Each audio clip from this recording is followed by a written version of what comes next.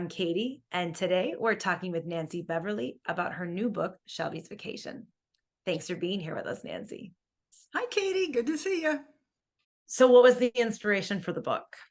I have a funny story about that. I was traveling either to or from the Grand Canyon, and I stopped in Kingman, Arizona. Kingman, Arizona is always windy, always. So I had my passenger side window down, and I had the driver's side up because I didn't want the sun hitting my arm.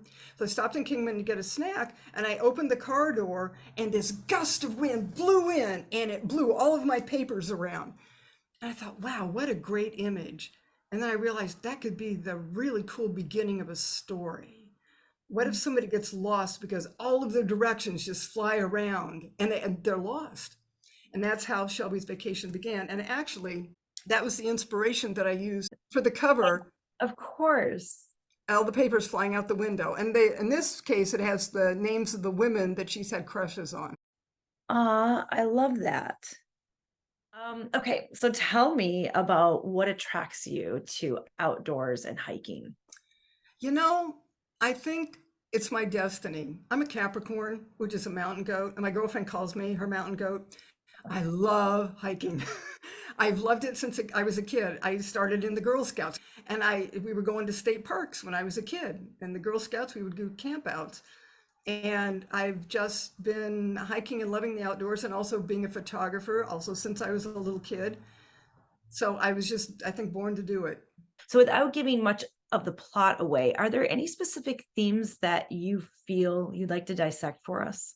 I think the important theme in this book is both of the main characters, Shelby and Carol, need to learn to live in the present to find love and build a romantic relationship.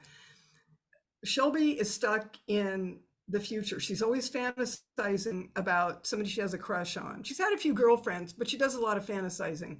Carol, the woman she meets at the mountain resort when she gets lost, Carol's stuck in the past. She's always writing stories in this storybook she created many years ago in grad school. And both of them need to let go of those fantasies and get here in the present. So, how personal is the story to you? When I was growing up in the 60s and 70s, we didn't have a gay community. There wasn't any way, even into the 80s, where I could date someone. It wasn't until I moved to California in the late 80s that I had a community. So when I was really young, in my teens and early 20s, I did have fantasies and crushes, on famous actresses, because there wasn't any outlet. Yeah. Yeah. So that part of it is a little bit personal. I have not created a storybook like Carol. I don't have a mean army dad like Shelby, that sort of thing. My parents bickered, but I've blown it up more for the novel. How does it feel to see your book on a website like Amazon or Barnes and Noble?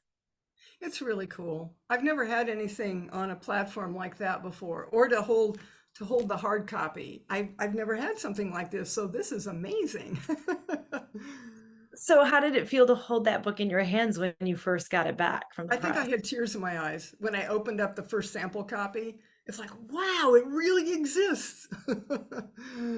I know that you've told me you're not interested in romance novels. So, why a romance novel?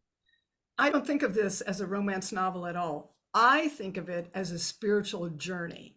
That's what Carol and Shelby are doing. And there's that quote, I think from John Muir, by going out, we go within. That's exactly what they're doing.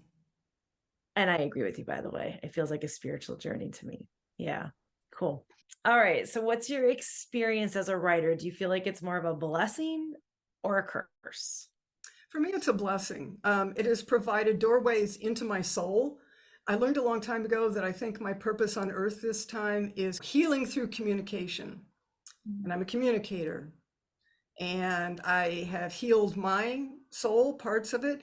And then I'm hoping that my work, heals other people, gets them to look at themselves. I love that perspective. All right. Well, it has been a pleasure to talk to you. Thank you for speaking with us today. So please look for Nancy Beverly's new book, Shelby's Vacation, at henrygraypublishing.com, or ask for it at your favorite neighborhood bookstore by ordering it. Until next time, happy reading.